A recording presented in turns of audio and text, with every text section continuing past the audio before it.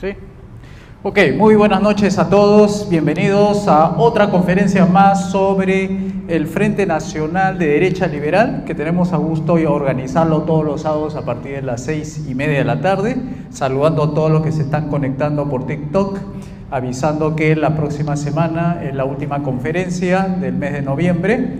Vamos a iniciar hoy día con el tema cómo eliminar la corrupción, reduciendo las funciones del Estado. ¿Ya? Eso es el título de la charla hoy día. También están avisados ahí en TikTok que si pueden hacer preguntas las hagan, y acá tenemos a alguien que le va a tomar nota de las preguntas que ustedes hagan. De manera introductoria vamos primero a presentar el tema.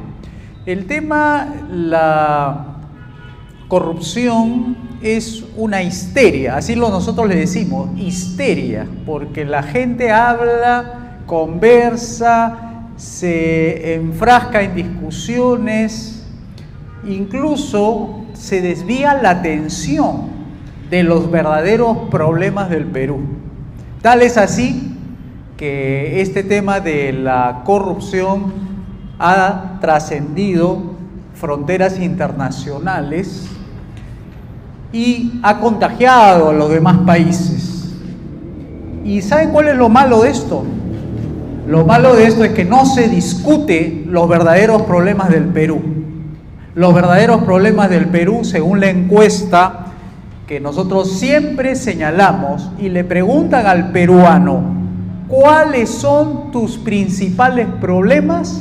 Sale entre primer y segundo lugar, no me alcanza el dinero a fin de mes. Así sale en las encuestas.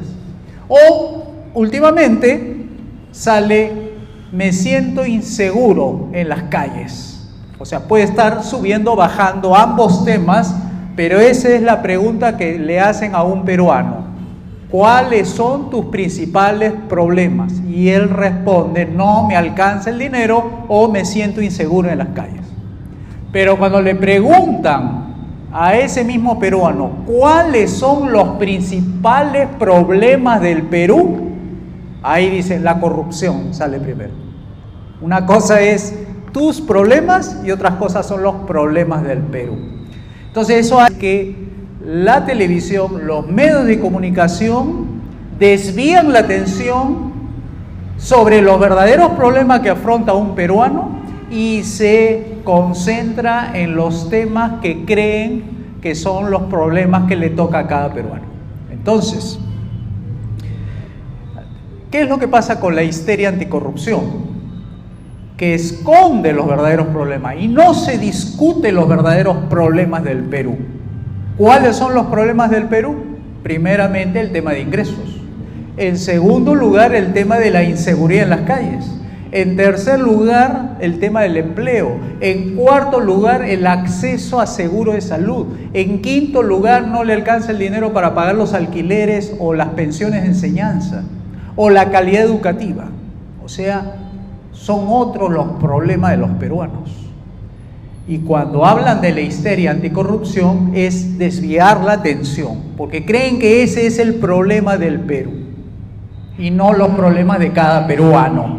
Entonces, eso, para ponerlo de manera introductoria, es la mejor excusa para que no cambie el sistema. Poner primero la corrupción tapando los demás problemas que ocurren en cada peruano. No se resuelve el problema de su bolsillo si nos desviamos al tema de la corrupción. No se va a resolver el problema de la inseguridad en las calles si nos dedicamos a hablar de la corrupción. No nos vamos a solucionar ningún problema respecto al empleo si solamente hablamos de la corrupción. Entonces, es una excusa perfecta para que las cosas sigan igual. Así nosotros lo vemos, los liberales clásicos, que la corrupción se ha convertido en una histeria que todos están tratando de luchar para quitárselo encima, cuando ni siquiera han resuelto el problema de sus bolsillos, de su hogar. No le alcanza el dinero y se pone a combatir contra la corrupción de la Contraloría, del Ministerio de Educación, de las obras públicas. Claro, pero cuando se trata del bolsillo de su casa, ahí sí no hay solución. Esos son los problemas de la histeria anticorrupción. Desvía la atención, esconde el verdadero problema que existe en la agenda de cada peruano. Entonces, siendo este es el marco introductorio, ahora nosotros vamos a intentar dar una explicación a profundidad de lo que significa para nosotros la corrupción. La corrupción es un efecto, no es la causa de los problemas del Perú. Ya lo voy a escribir acá. La corrupción es un efecto, digamos así, ¿no? Como un globo. La corrupción tiene causas. La causa que esconde y que no quiere que se discuta es el estatismo.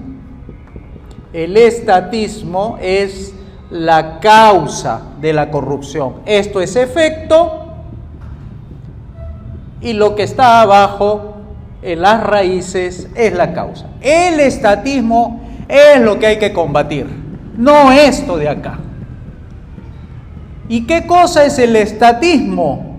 Son las funciones que tiene el Estado actualmente, que son algo así como 18, voy a enumerar algunas. Estatismo es cuando el Estado se concentra en la educación, en la salud, en la economía, en el trabajo, en el comercio exterior, tipo APEC. Eso no es asunto del Estado. También están los asuntos relacionados a programas sociales, el MIDIS, Ministerio de Agricultura, MIDAGRI, y todos los 18 ministerios que también se encuentran ahí comprendidos. O sea, el estatismo son todas aquellas funciones que se exceden a justicia, seguridad y obras públicas. Esto de aquí es el causante de la corrupción, porque cuanto más estatismo hay más. Hay una palabra que se emplea mucho también, que es la discrecionalidad. Quiere decir, le estás dando mucho poder al funcionario público. Poder para decidir en temas de agricultura, poder para decidir en temas de inclusión social, poder para poder decidir sobre comercio exterior, poder para poder decidir sobre trabajo, y así, sobre economía, sobre salud, sobre educación y sobre los demás ministerios. Esto, si lo quieren poner en términos porcentuales, equivale a algo así como el cerca del 25% del Producto Bruto Interno. Quiere decir, es lo que gasta el gobierno para poder mantener toda esta burocracia, toda esta cantidad de personas, todas las funciones que corresponden y por supuesto todas las libertades que tiene el Estado, porque estos son poderes para decidir en cada sector económico. Siendo así, 25% del presupuesto, 25% del PBI es más o menos 242.000 millones de soles. Millones de soles. Son 242.000 millones de soles. Entonces, cuando hablamos de corrupción, saltan muchos datos para que vean la magnitud del problema. Si es que tienen, no sé si le llegaron a repartir la hojita ahí te habla de algunas cifras escandalosas. Anualmente reporta la Contraloría se pierde 24.000 millones de soles anuales por conductas disfuncionales. Quiere decir, cuando un funcionario público no ejerce adecuadamente sus funciones en el Estado. Basta que algo no cumpla dentro de la ley para que sea una conducta disfuncional. Eso se llama discrecionalidad. Además, como ustedes saben, no es que estos 242.000 millones se lo meten en el bolsillo las personas. No, no es así. No es que esto tiene una billetera gigante, de ahí sacan la plata y eso se llama corrupción. No, no es por ahí el asunto. La corrupción es el emplear cada centavo en funciones del Estado, en digamos, las funciones que hemos mencionado: agricultura, minería, trabajo, economía, salud. La corrupción viene por ahí. No es que se llevan el dinero, sino que emplean el dinero para promover, incentivar, desarrollar, ejecutar y todas las palabras de acción que tiene el gobierno. Entonces, en lugar que el sector privado lo haga, el sector estatal lo corrompe.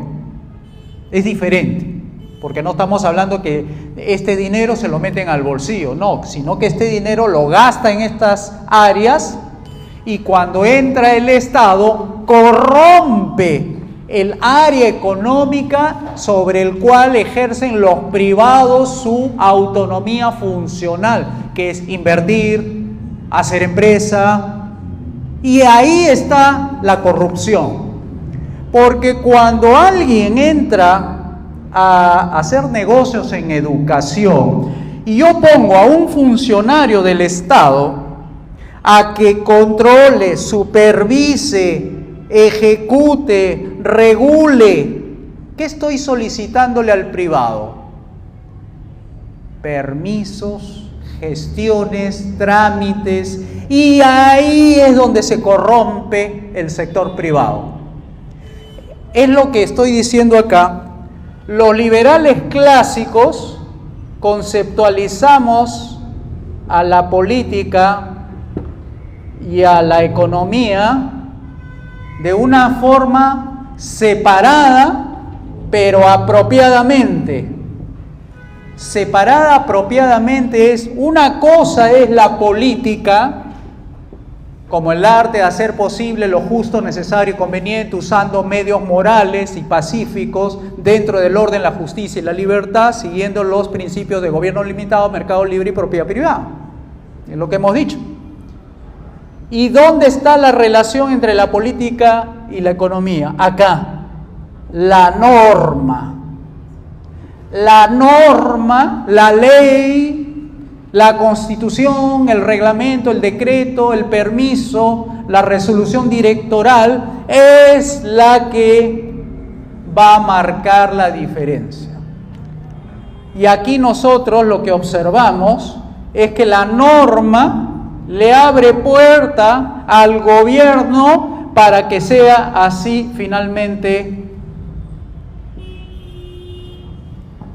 Así se forma el estatismo, cuando el Estado y lo privado se mezclan. Lo que decía acá en educación. Si yo estoy pagando 242.000 millones de soles, que ya hemos dicho, la corrupción no está en sacar el dinero de aquí, sino que la corrupción viene cuando tú con esos 242.000 millones le pagas a un funcionario del Ministerio de Educación para que ejerza su control, regulación, supervisión y ejecución sobre los negocios que pudieran haber acá alrededor de este sector educativo. Y que cuando tenga que funcionar los negocios educativos, viene la discrecionalidad. Y ahí le va a pedir: dame tu licencia, dame tu currículum, dame tu permiso.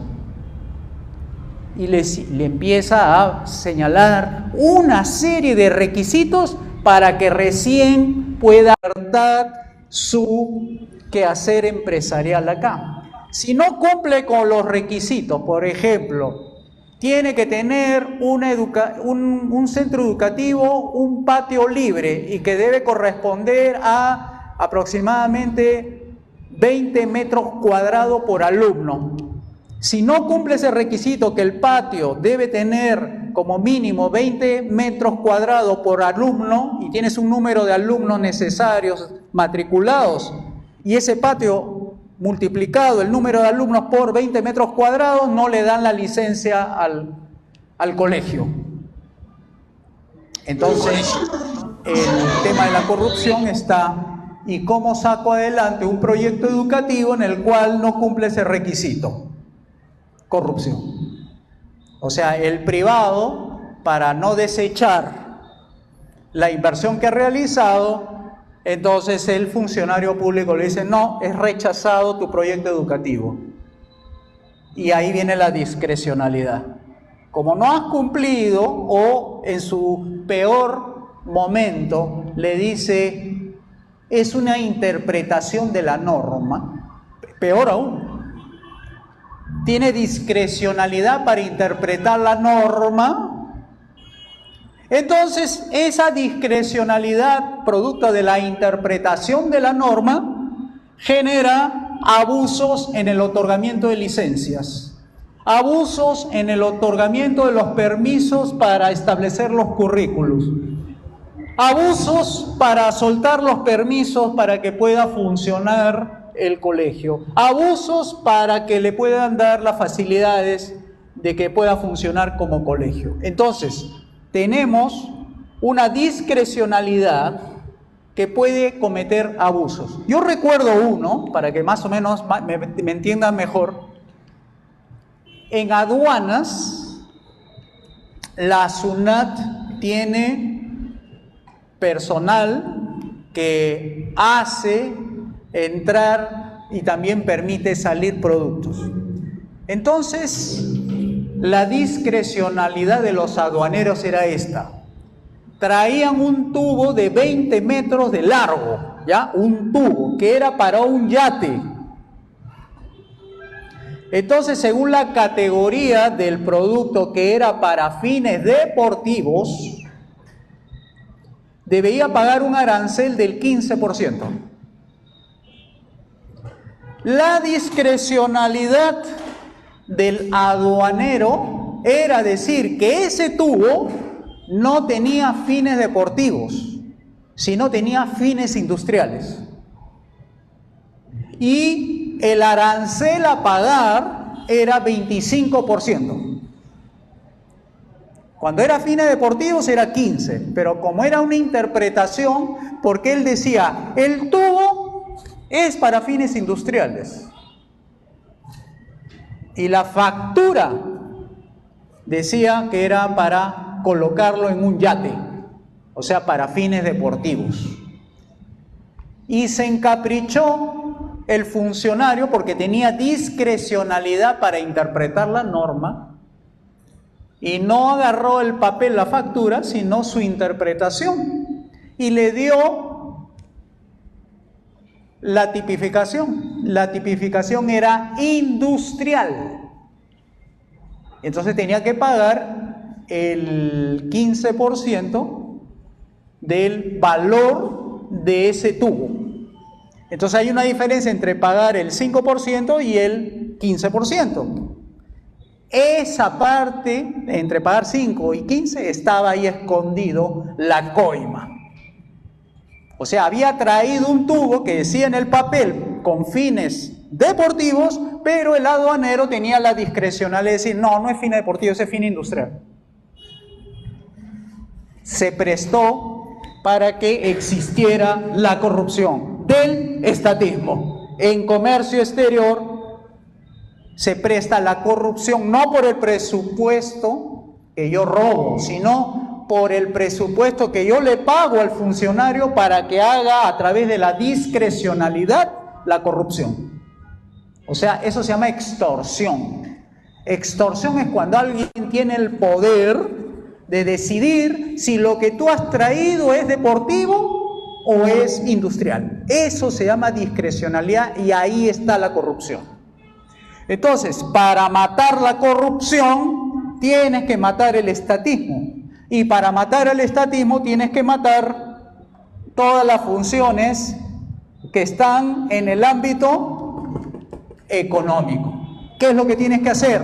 Aplicar una separación agresiva del Estado de la economía. O sea, dos esferas, si bien dependen de la norma, no están mezclados. O sea, el Estado no está aquí y tampoco está la economía aquí. Solamente el Estado se relaciona con la economía a través de la norma. Lo que llamamos el imperio de la ley. En lugar de que sea la voluntad del hombre, ¿qué es lo que los liberales lograron? Que hubiera el imperio de la ley. Es decir, la ley es la que manda. No el sujeto, no el rey, no el gobernante el que decidiera si algo era industrial o algo era deportivo. Era la ley. Por eso la buena ley no necesita reglamento. La mala ley necesita reglamento. Y todas nuestras leyes en el Perú, casi todas nuestras leyes, tienen reglamento. ¿Por qué? Porque son malas leyes. Y esas malas leyes, como no se pueden leer rápidamente, porque están hechas justamente, porque no son claras, porque no son justas, el reglamento entra para aclarar lo que creen que no es justo o es justo para ellos. Entonces hay que eliminar todas estas funciones que no le corresponden al Estado y quedarnos con las que sí corresponden. ¿Cuáles son? Justicia, seguridad y obras de infraestructura. Estas son funciones políticas y no económicas.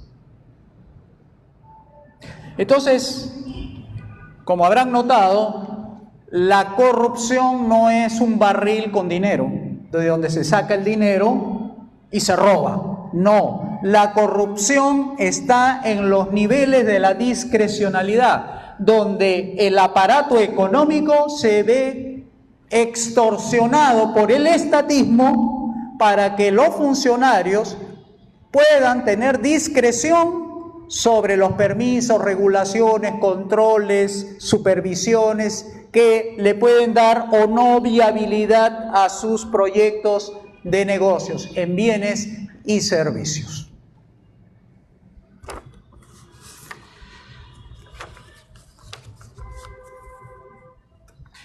Bien, entonces esta es la explicación de lo que nosotros consideramos son las causas de la corrupción, conociendo en parte los efectos de la corrupción y que los efectos están en este documento. ¿Cuánto se pierde en el Perú? Se pierde aproximadamente 20.000 millones de soles anuales, que equivale al 12.7% del presupuesto ejecutado. En los últimos 5 años hemos perdido en inconductas funcionales 110.000 millones de soles, que equivale a 368 hospitales totalmente modernos que se han dejado de construir o 5.500 escuelas que no se pudieron equipar por estas razones del estatismo. Entonces, sobre el particular, nosotros estamos presentando una solución y la solución son las reformas siguientes. La reforma política, que es poner al Estado en su lugar en materia de seguridad, justicia y obras públicas, reduciendo el tamaño actual del gobierno, que equivale a 25% del PBI, para reducirlo al 6 a 8% del PBI, con un presupuesto aproximado de 82.000 o 90.000 millones de soles, aproximadamente de un presupuesto de 242.000 millones de soles que hemos señalado acá, ¿no? Presupuesto de la República del año 2025. En segundo lugar, para quitarle todos los espacios de discrecionalidad al funcionario público, hacemos la reforma económica, separando al Estado de la economía. No habrá Ministerio de Economía y Finanzas. Por tanto, aquí lo que vamos a hacer es privatizar, desregular y abrir todos los mercados para que ya desaparezca esos permisos, esas regulaciones y esos controles que se dan justamente el caldo de cultivo para que el funcionario público pueda tener discrecionalidad. Con la reforma económica la anulamos completamente. Después vienen las 3 reformas sociales, donde está concentrado el mayor presupuesto de la República. En educación son 49.000 millones de soles. 49.000 millones de soles de un presupuesto de 242.000 millones. Si alguien puede sacar un porcentaje, dividan 49.000 millones de soles entre 242.000 millones. ¿Cuánto es la participación porcentual que tiene el presupuesto de educación en el presupuesto público? Además, salud también tiene una participación también importante con cerca de 39.000 millones. También son presupuestos importantes que no estaría en manos del gobierno si se da la aplicación de las 5 reformas liberales. Y por último, la reforma de las pensiones, donde el Estado tiene un fondo consolidado de reservas de la ONP, que aproximadamente son 20.000 millones de dólares en acciones, bonos, documentos que lo está manejando actualmente empresas privadas, entre ellas Graña y Montero Ferrocarriles, Totus, Innova School, está Banco de Crédito, también está Cineplanet, está Jockey Plaza, todo con dinero de los jubilados, invertido en acciones en esas empresas privadas. Eso, ¿quién lo invierte? Funcionarios del MEF, funcionarios del BCR, funcionarios de la ONP. Esa es la discrecionalidad que tienen esos funcionarios del Estado para decidir dónde se debe invertir. Funcionarios del Estado. Entonces, esta reforma de pensiones acabará, se devolverá estos presupuestos al sector privado para que sea el sector privado que lo maneje. Entonces, aquí tenemos entonces la propuesta de nosotros, las 5 reformas liberales para separar al Estado de la economía y así cortamos de raíz el estatismo. Sin estatismo no hay corrupción. Cuando hay Estado no habrá corrupción, pero con estatismo habrá corrupción. ¿Y con qué lo cortas? Aplicando aquí un detergente, el mejor detergente de todos los detergentes, es las 5 reformas. Con esa aplicación de las 5 reformas matamos al causante de la enfermedad del Estado. Y así el Estado podrá funcionar en lo que no está haciendo bien ahora, que es la seguridad, la justicia y las obras públicas, que es la más descuidada de todas. Eso sería el planteamiento de cómo reducir o eliminar la corrupción y reduciendo la función del Estado aplicando las 5 reformas. Ahora, las preguntas. Así que estoy atento a sus comentarios o preguntas, ¿ya? Adelante, Jair. Yo tengo 3 preguntas. Ya, pero uno por uno, ¿ya? Vamos contestando uno por uno. Una es con respecto a la corrupción. Entiendo que con la reducción del Estado se reduce la corrupción en todos los sectores que son impropios del Estado. pero todavía habría corrupción en los sectores que son propios del Estado. Y estos son corrupción que a mucha gente le preocupa, o sea, la corrupción en la policía, en el Poder Judicial. Entonces ahí habría que plantear un plan, digamos, de transparencia o políticas centradas en la limpieza de estos sectores que se son necesarios. Ya, esa respuesta está en la reforma política. En la reforma política se subdivide en la reforma del sistema judicial, y en la reforma del sistema judicial lo compone el Poder Judicial, la Fiscalía y la Policía. También dice que la Contraloría forma parte del sistema judicial. Y hay reformas profundas en el Poder Judicial, reformas profundas en la Fiscalía, reformas profundas en la Policía, reformas profundas en la Contraloría.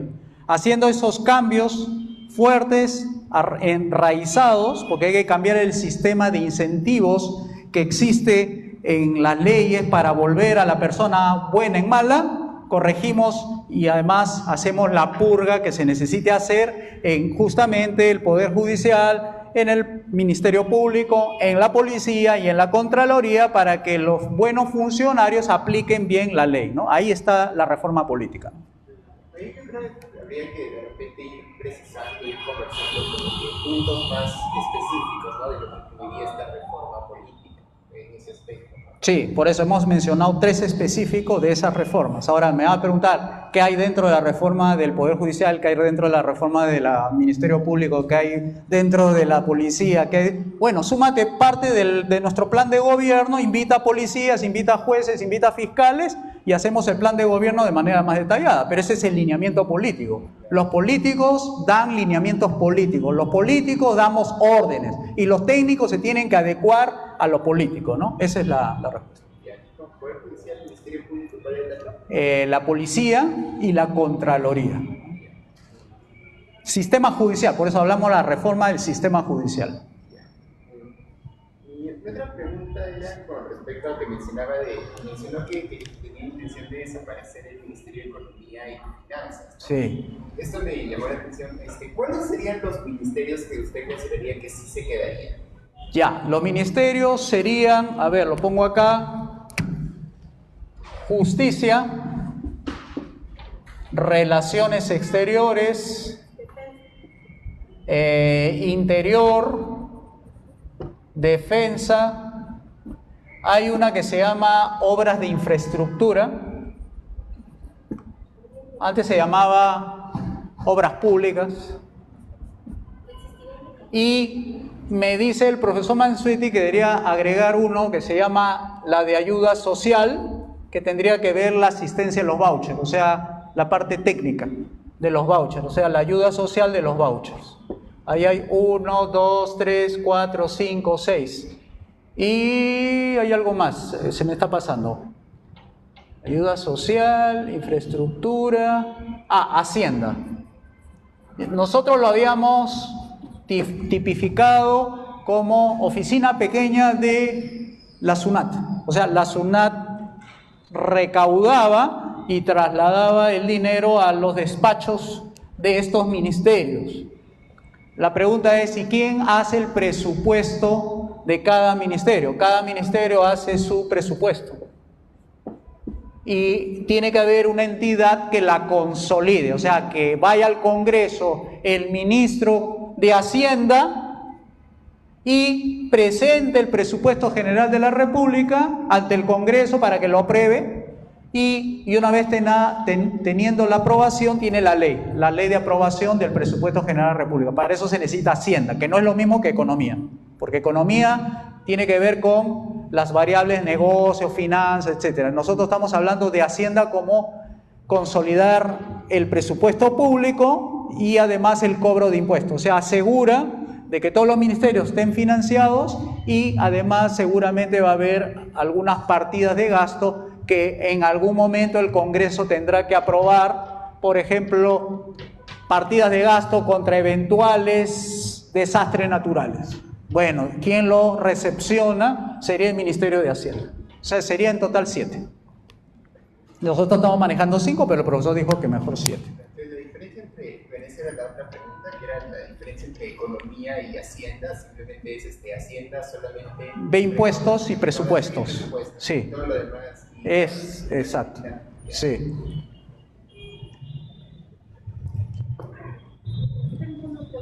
Sí, Sí. la consulta sería, actualmente tenemos 1.3 millones de servidores y funcionarios públicos. Si se ha hecho un posible cálculo de cuántos tendríamos aprox en esas ministerios, por así decirte, que quedarían, un aproximado, ¿cuántos quedarían entre funcionarios y servidores? A ver, es difícil contestarlo porque implica primero reasignar los funcionarios públicos que se encuentren en lo que no deben estar trabajando, que son los 15 ministerios que no son los de justicia, seguridad e infraestructura. Todo este personal hay que pasarlo a esto.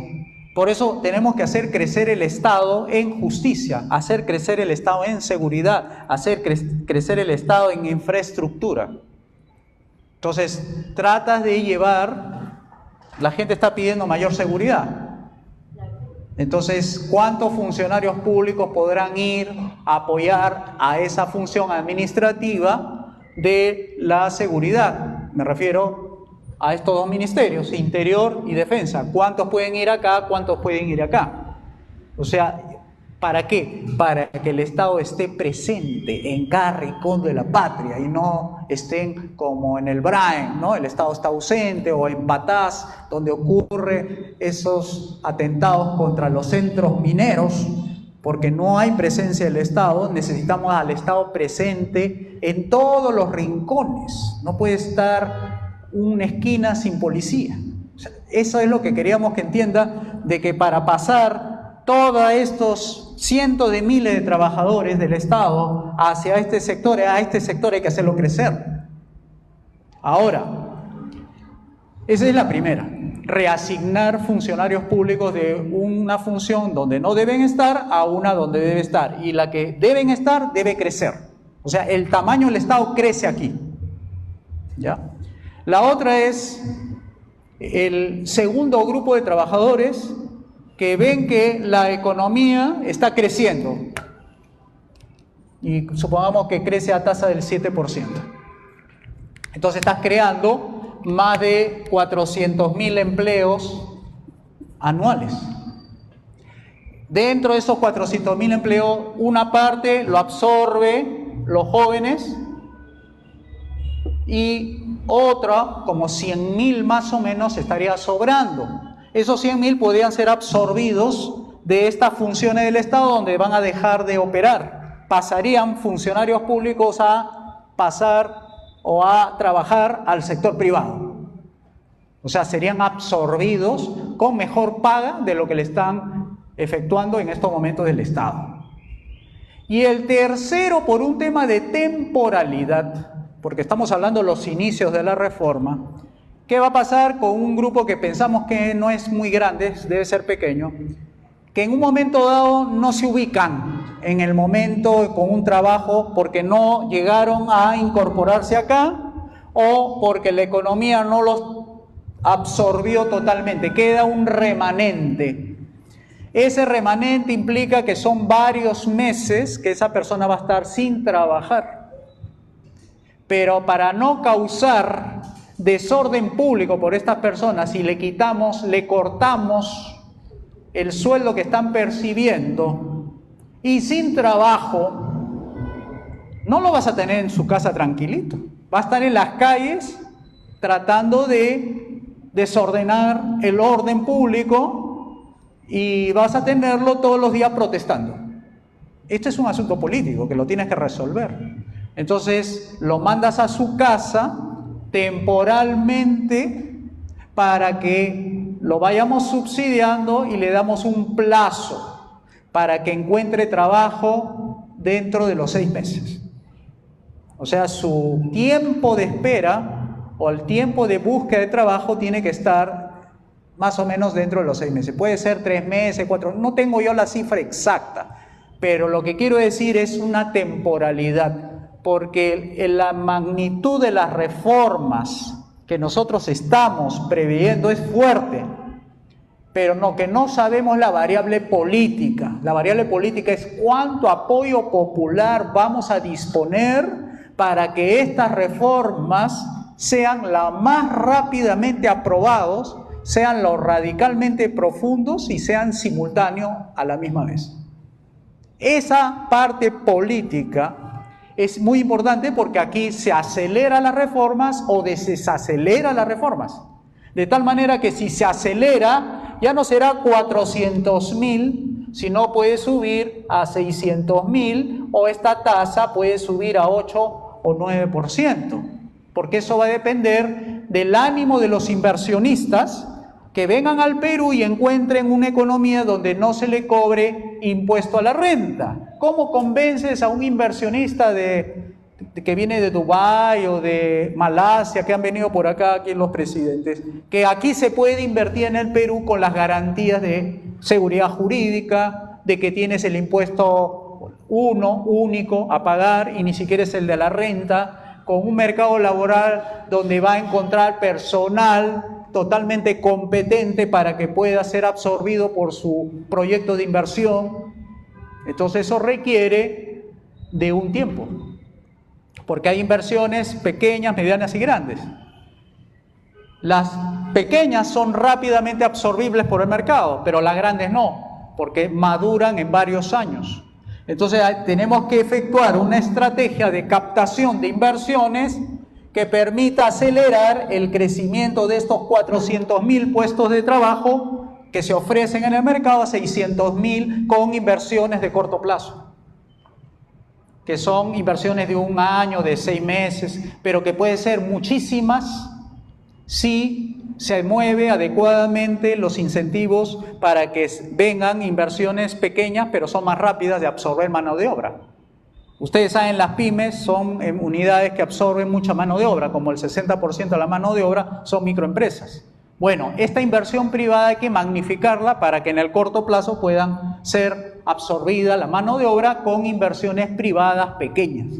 Ya las grandes vendrán en el camino y se irán convenciendo que aquí hay una solución, digamos, tanto para la pequeña, la mediana y grande. O sea, esa es la idea de nosotros, de hacer un programa consistente y no solamente para favorecer la gran empresa, sino también la pequeñita, que es la que absorbe mano de obra. Entonces, mucho va a depender del apoyo que tengamos en la parte política, ¿no?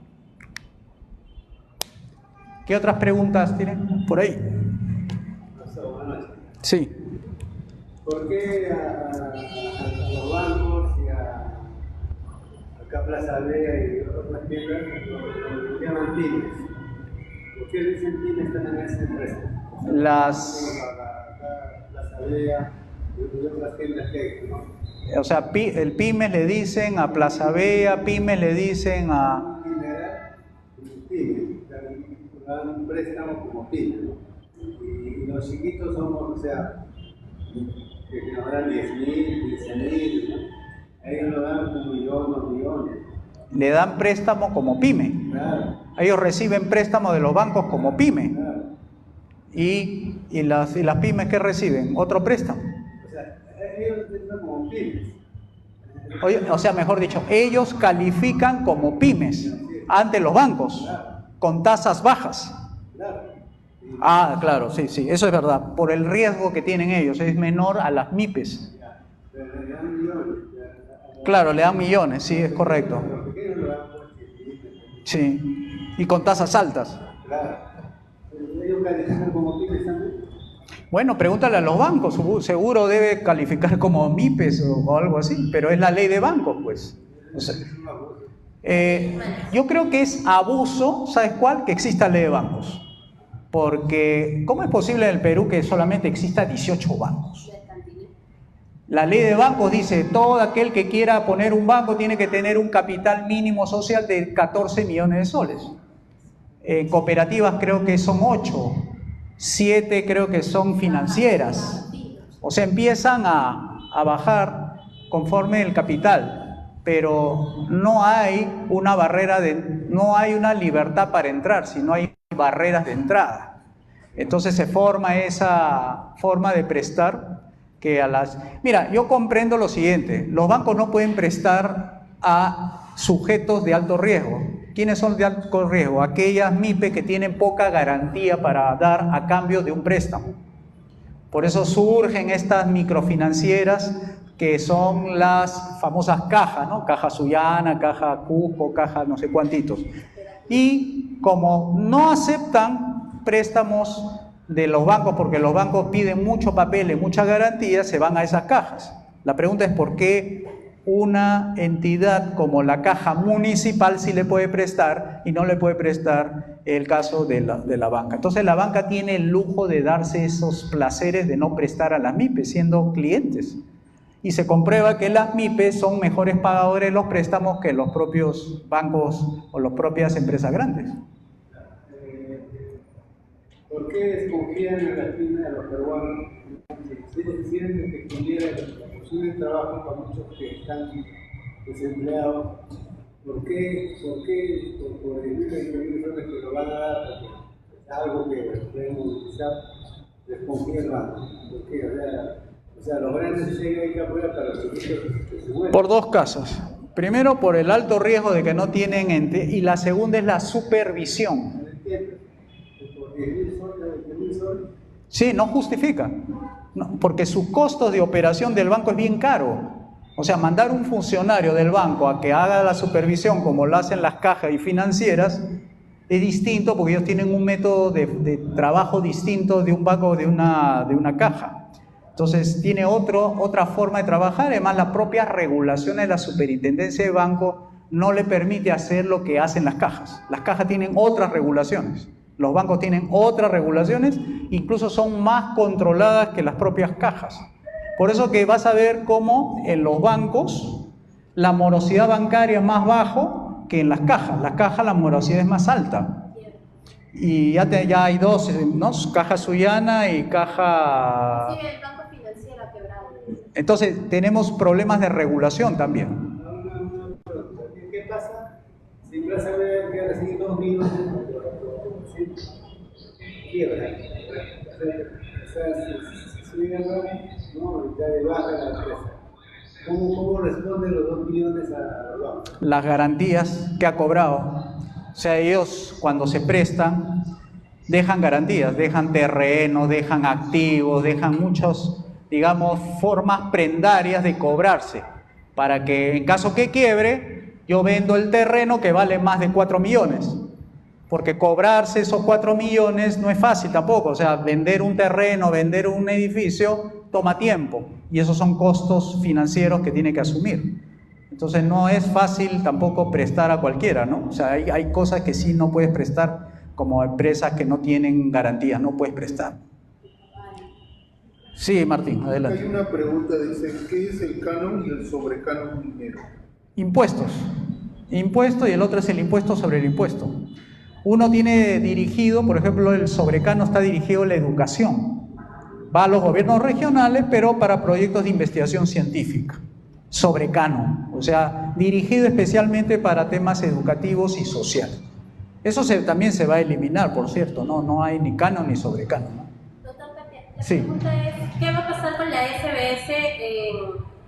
¿Desaparecería o continuaría en eso? Sí, es sustituible por organismos privados. Los propios organismos privados van a controlar a los bancos. La propia gerencia controla a sus trabajadores, como la junta accionista controla al gerente, el gerente controla a sus trabajadores y el cliente controla al banco y la competencia controla a los bancos, como también los stakeholders controla a los bancos. Y hay muchas regulaciones preventivas y hay regulaciones post, que es del Poder Judicial. Pero ninguna de las entidades, cuando estas bancarias, no es que al eliminar la superintendencia de banco signifique que no estén controladas. Incluso va a haber más control porque, recuerdan, los bancos tienen acciones y las acciones se cotizan en bolsa. Y esas cotizaciones están a los ojos de la opinión pública, es decir, de los inversionistas. Entonces cualquier subida, cualquier disminución les llama la atención a los que invierten. Si está mal manejado un banco, está mal manejado una empresa, inmediatamente repercute en el precio de las acciones. Y eso tiene un indicador dentro de la junta de accionistas que le dice algo no se está haciendo bien aquí en la empresa, por eso está bajando el precio de las acciones. Y le dicen al gerente que corrija esa situación porque se va a desvalorizar la empresa si mantiene un tipo de conducta que no sea acorde a la voluntad del mercado, ¿no? Entonces, no es que no hay control. Lo que pasa es que la superintendencia, aún con sus controles, los bancos quiebran, las cajas quiebran. Entonces, no es que el control sea la única solución. Tú tienes que alinear incentivos para que hagan bien las cosas, ¿no?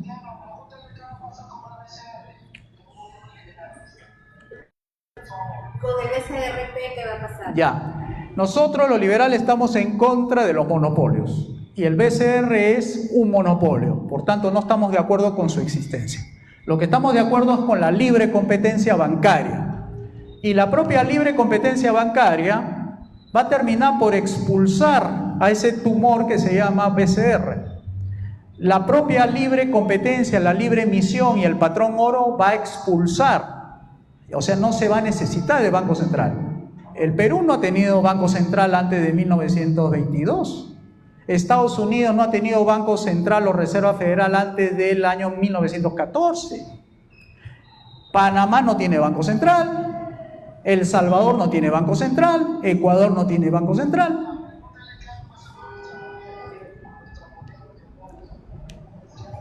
Murray, espérate un ratito porque hay más preguntas. ¿Hay preguntas? Sí, me dice, si eliminas el canon y sobrecanon, las universidades públicas, ¿cómo se van a sostener? Las universidades públicas van a ser privatizadas, desreguladas y abiertos al mercado para que los decanos, los directores, los profesores sean los nuevos dueños de esas universidades y ellos sean los que gestionen y sean las que se pongan a competir y ganen dinero a través de la venta de servicios educativos a nivel superior.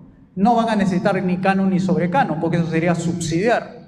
Lo que va a necesitar es más bien que le abran los mercados, lo desregule, para que pueda recibir inversiones de todas partes, incluidas dentro y fuera del país, y se puedan asociar con la universidad y puedan, con esa sociedad, mejorar la educación universitaria, que ahorita se encuentra en bajos niveles de desempeño, ¿no? Ya me dice, ¿cómo funcionarían las licitaciones de obras en un gobierno liberal? Bueno, siempre va a haber revisión, va a haber lo que se llama examen de control de parte de la Contraloría General de la República, que es la que va a hacer la inspección de los proyectos, de las licitaciones, etcétera. O sea que el Estado tiene su auditor, digamos así. El auditor es la Contraloría y la Contraloría se somete a la fiscalización del Congreso, que va a llamar al Contralor cada vez que sea necesario cuando no estén claras esas licitaciones. Ahora me dice, si aumentas el Estado en seguridad, justicia, ¿qué te garantiza que ahí también no aparezca la corrupción si estás aumentando el Estado? Bueno, nada garantiza qué cosa hay en los corazones de las personas, pero sí le aseguramos algo. Esos niveles que genera la histeria anticorrupción va a bajar a unos niveles que ya no va a ser preocupación de la opinión pública. De que va a haber.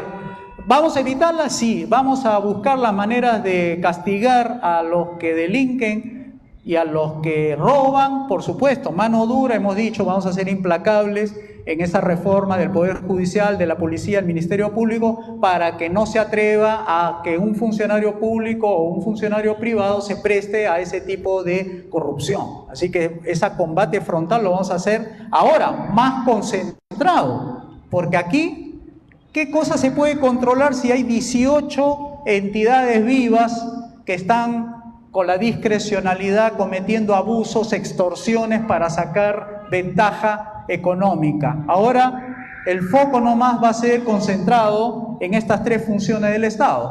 Va a ser mejor controlado que teniendo 18. Tú puedes controlar 3 y no 18 a la vez. Entonces ahí está la eficiencia de la Contraloría, ¿no? Ya, la Contraloría de la República, eso es lo que estaba explicando, ¿no? O la Contraloría de la República. Sí, el auditor del Estado, ¿no? Se me dice, si ¿Es necesario la Contraloría o es mejor contratar una empresa privada que haga las auditorías de las instituciones?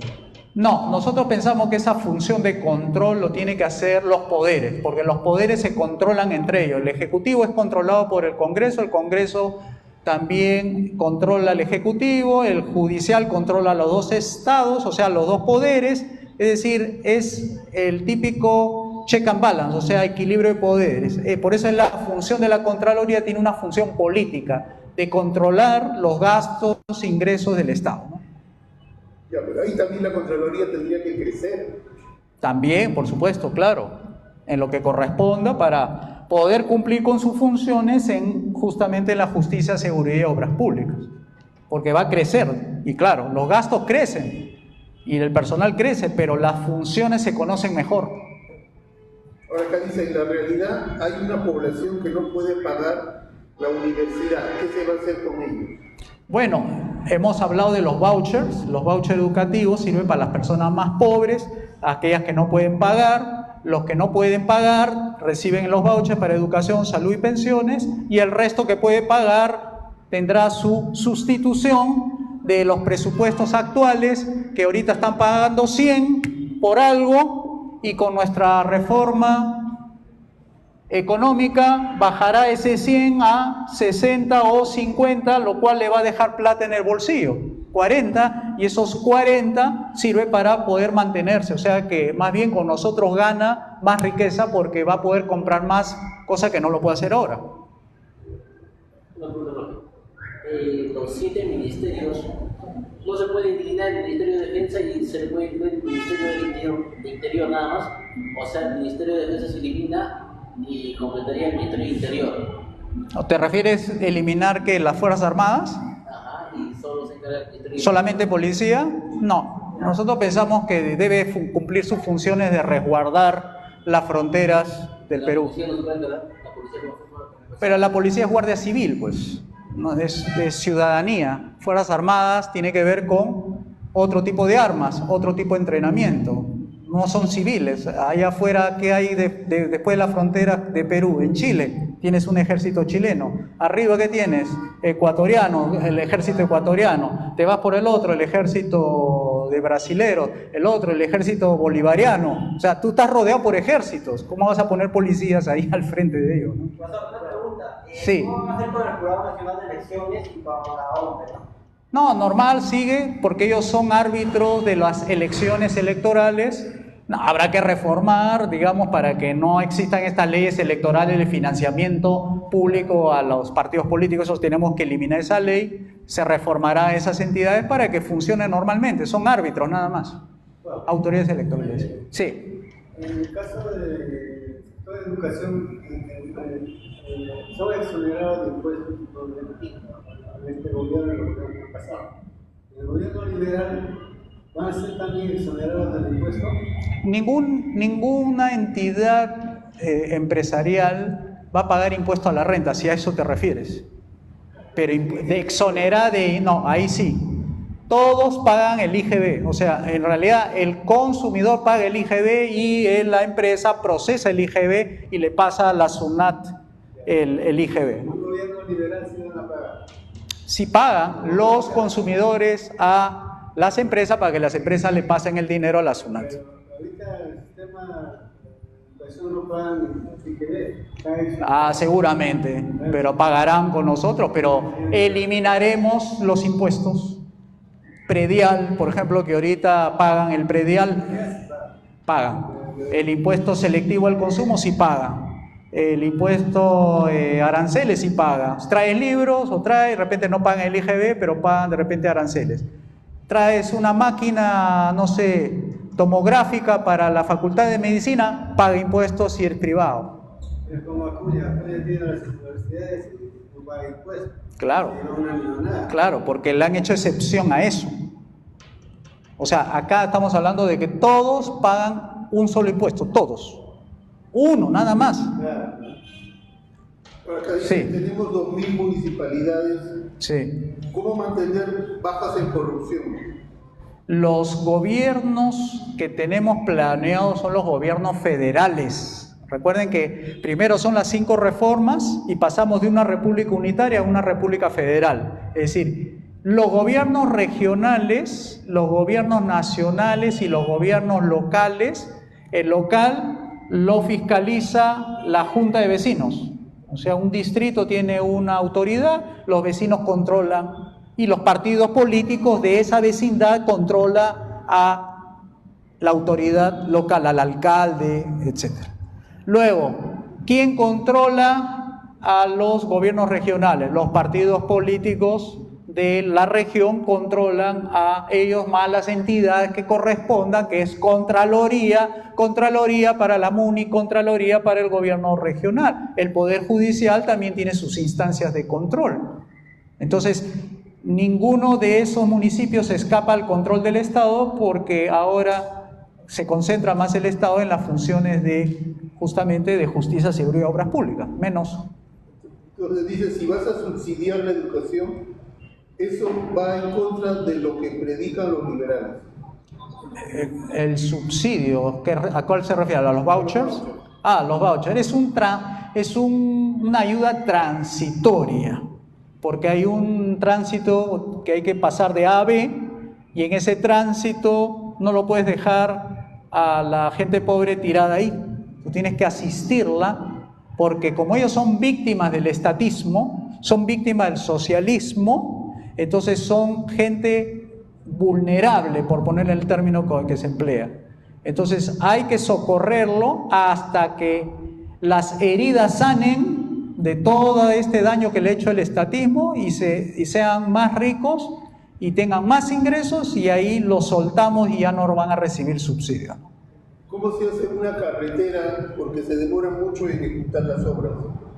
Bueno, las carreteras se demoran por lo mismo de que el Estado se dedica a tantas cosas que no lo hace bien, entonces se demora por esa razón. El Estado, en vez de estar dedicado a las funciones de obras públicas, se dedica a educación, salud, deporte, etcétera. Entonces, ¿qué eficiencia de Estado podemos tener con un elemento así de 5, 18 funciones, ¿no? Sí. Quería hacer una pregunta con respecto a esto de los bancos. Entiendo que la importancia de desregular el mercado bancario es para que aumenten más bancos, ¿no? Para que no sean solo 18, sino de repente 30, 40 o más. Ahora, lo que yo quisiera saber es, ¿será suficiente con desregular esto para que aumenten los bancos, o habría que implementar alguna otra medida adicional? Esto lo menciono porque en el Perú, digamos que tenemos un problema de la morosidad.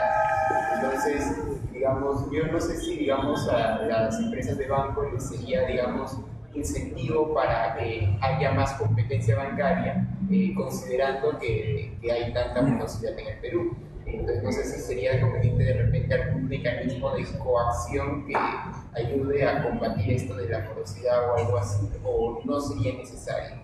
A ver, como estamos hablando de una economía que está creciendo, los ingresos crecen y las oportunidades también, lo que tú estás refiriéndote es la situación actual. La situación actual es de bajos ingresos, de poca competencia, de la vulnerabilidad en el empleo, de la fragilidad del mercado, la desinstitucionalización del cumplimiento de las normas, de la obviedad que significa el incumplimiento y cómo te pueden, digamos, obligar a pagar algo que por la propia institución se generan incentivos perversos para que uno pueda tener eso que se llama sacarle ventaja a la ley para que puedas incumplir. Entonces hay que realinear incentivos ahí. Primero la parte institucional, es decir, el que no paga se le castiga, no se le perdona. Ese es un primero, porque hay ley, incluso habían leyes que perdonaban la morosidad. Por ejemplo, eso que pone en la municipalidad, para comenzar, amnistía tributaria.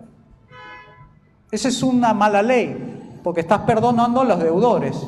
Deberían ser castigados con más morosidad, o sea, con más castigo, cosa de que lo alinean bien para que cumpla la próxima vez. Entonces, eso es por un lado, leyes buenas, leyes que fomenten el emprendimiento, el trabajo, los altos ingresos, y que castiguen más bien la ociosidad, la pereza, la falta de trabajo y todo eso.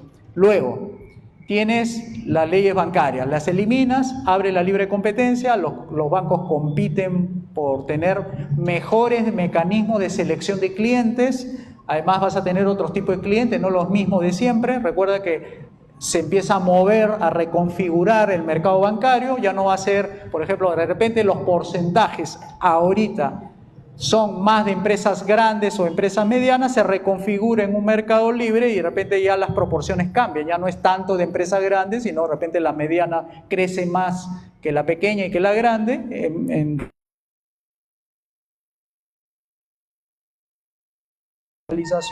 o tal vez esos mecanismos de calidad del servicio, de la atención al cliente pueda variar y pueda ser más efectivo en el seguimiento justamente de ese cliente que a lo mejor tiene dificultades y no tiene una buena orientación, y este banco tendría más llegada para ver cómo solucionas el problema de esa persona, que es un caso muy particular. Pero eso es una personalización del servicio a fin de evitar que entre en la morosidad, cosa que la superintendencia no hace eso. La superintendencia nomás da regla, dice, si te pasas de, no sé, 40% de tu ratio de deuda sobre tu patrimonio, eso es todo, pero no hace la fiscalización del proceso de cómo alinea a esos clientes para que no entren en el proceso de morosidad. No hay una asistencia, no hay una orientación. Y llegan al momento en que ya están en la morosidad, y ya es un asunto que ya tiene que refinanciar la deuda, pero pudo haberlo evitado, ¿no? O sea, hay muchos mecanismos que se puede arreglar ahí, ¿no?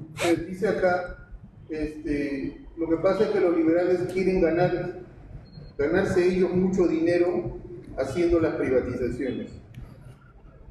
Las privatizaciones que nosotros que las que decimos, son las populares. Él está hablando de las privatizaciones de los fujimoristas, el de los 90, el de Fujimori, el que vendió a monopolios y que ese dinero fue a parar al Estado. Nosotros no es así nuestras privatizaciones, es de accionariado difundido. Quiere decir, el Estado no va a recibir ningún dinero. El que va a recibir acciones son las personas que vienen a ser los activos, pedacitos de activos va a recibir cada persona en base a un documento llamado acción. Eso es lo que se valoriza y eso es lo que se transa en el mercado de capitales. O sea, ahí no hay ninguna plata que va a recibir los liberales en el gobierno. Van a recibir, son activos el sector privado, los operadores naturales, los profesores, maestros, directores van a recibir acciones por los colegios o por las universidades. Ahí no hay nada de dinero, así que habría que revisar más nuestro proyecto, ¿no? Sí, Edward, adelante. Retomando la pregunta del compañero, yo conversaba con algunas personas del sector bancario y les preguntaba qué hace falta para que la tasa bancaria baje. Uno, ¿qué hace falta para que vengan más bancos a competir? Dos, él me dijo algo muy simple. Mira, fuera del Perú, 5, 10 millones de dólares no es nada para un banco, que sea eso. Pero el gran problema que tienes entre el Perú es la tasa de mora que tienen las personas. ¿Por qué? Porque si tú haces lo que se te ocurre hacer en el Perú, en otro país, tú quedas enganchado de por vida. En pocas palabras, tienes una penalidad, posiblemente por estafa al banco. Podrías ir a la cárcel dependiendo del caso, ¿no? Y dos, tú de por vida se sabe que no le has pagado al banco, de por vida, no es de que 1 año, 2 años y 5 años, no, de por vida, pues. Y la deuda bancaria no caduca. ¿No sería mejor implantar un sistema parecido acá? Porque yo he estado en Chile, también pasa algo parecido al Perú, que después de 4 años que tú le has debido al banco, desapareció tu deuda. Y en Perú sucede algo parecido. Si tú después de un tiempo, 5 años, 6 años, no me acuerdo bien, no le pagas al banco, tú ya no le debes al banco. Y aparte, tú le puedes haber sacado plata al banco con excusa X, el banco creyó en ti y tú no le has pagado. Yo conocí el caso de una persona que le sacó 150.000 soles al banco. porque estaba en un buen empleo y todo lo demás, pero él sabía que lo iban a sacar. El banco le dio 250.000, la persona se desapareció la plata, tiempo después viene el banco a reclamarle porque no le está pagando las letras, y la persona que no sin empleo, no tengo la plata, se gastó y se acabó su empleo. Resumen, todos estos puntos hacen que otros bancos no quieran entrar en el Perú, por una parte. Y por otra parte hacen que la tasa de mora bancaria sea alta. Y lo que genera es de que todos los que nos prestamos plata del banco estamos pagando lo que esa persona no pagó, lo que le robó al banco. ¿No sería mejor poner medidas punitivas al respecto? Obviamente te prestan algo, es un bien prendario que tienes que devolverlo. O sea, ahí hay un tema de derecho a propiedad. 2, la tasa de morosidad que sube se refleja también en los índices de riesgo país. Por ejemplo, ¿por qué tenemos tasas tan altas de interés? Es por el costo del crédito que viene de afuera, calificado por los bancos de inversión, y que dice que como el Perú tiene un nivel de institucionalidad muy baja y además sus cifras macroeconómicas no demuestran estabilidad en lo político, en lo fiscal, o quebró una regla del déficit fiscal que debe haber sido 2.1 y ahora es 3. Entonces, todos esos informes que lanzan aquí los corresponsales, los bancos de inversión, lo mandan a Nueva York, le dice a los bancos y a las plazas financieras: el Perú no está cumpliendo con lo que prometió. El Perú no está ofreciendo lo que se comprometió. Entonces le suben la calificación de riesgo, es decir, como que el Perú se vuelve más riesgoso a la hora de invertir. Entonces lo trasladan los préstamos, porque los bancos de acá se prestan de allá, y traen capitales con ese riesgo incorporado, que viene a ser tasas de interés más altas, que le cobran más los bancos de allá, porque nosotros somos algo así como un cliente riesgoso de los bancos de allá. O sea, los bancos de acá son los clientes de los bancos de allá, y los bancos de allá lo miran al Perú, al banco: pero tú estás viviendo en el Perú, tú estás operando en el Perú, y tu economía es así, según el informe de Standard & Poor's, es así. Mira el riesgo, 3 presidentes en una semana, mira tu regla fiscal, mira lo que dice la agencia de inversión X. Entonces todo eso se lo traslada. A la hora que viene el banco a prestar aquí lo que ha recibido de allá con alta tasa, se lo vende acá con altas tasas. Eso es para darte la explicación de por qué las tasas de acá son tan altas comparadas a lo que hay exteriormente, ¿no? Si acá está 22, allá está 5. Entonces, ¿por qué la diferencia? Bueno, tenemos un problema, digamos, institucional, macroeconómico, que forma parte del problema. La otra, digamos, parte es: ¿por qué no desaparece la deuda? Y ahí viene el tema de la razón del desgravamen. O sea, el desgravamen es un seguro contra, y eso tendría que ser libre para que la gente opte. ¿Qué pasa si pierdo el empleo? ¿Qué pasa si no cumplo con mis obligaciones contractuales con el banco? Como yo ya pagué mi seguro de desgravamen, cóbrate de ahí. Y el banco, al ver que tú estás imposibilitado porque demuestras que no tienes capacidad de pagar, el desgravamen es la solución. Pero eso es algo que tú libremente tienes que escoger. Sí. Acá en Perú las tasas son altas. En caso que el Perú fuera un gobierno liberal, ¿bajaría las tasas al 2% como los países liberales que hay en el extranjero? Si hacemos bien las cosas, las reformas, claro que sí. Cobran 2% anual. Sí. Acá cobran casi 12 hasta 10% Sí, anual. por supuesto, claro. A ver, ¿qué? Una última pregunta sería, acá un compañero dice si es que se cambiaría el artículo de la Constitución donde dice social de mercado por economía de mercado, si esa se tendría que ya cambiar. Por nuestra parte, para hacer todo lo que acabamos de decir, no necesitamos eso, necesitamos el programa nada más. No se necesita. No se necesita porque, a ver, lo explico. Lo que sucede es que cuando tú señalas economía social de mercado y a partir dice la iniciativa privada es libre, punto, se ejerce en una economía social de mercado, le estás dando autorización al Estado a intervenir. Pero nosotros los liberales no vamos a utilizar esa intervención para gobernar, sino la no intervención para gobernar. Entonces, nuestro programa no es de más, sino de menos intervención. Si a ti te dan permiso para que camines 3 pasos y tú das 2, no necesitas cambiar la regla que está acá.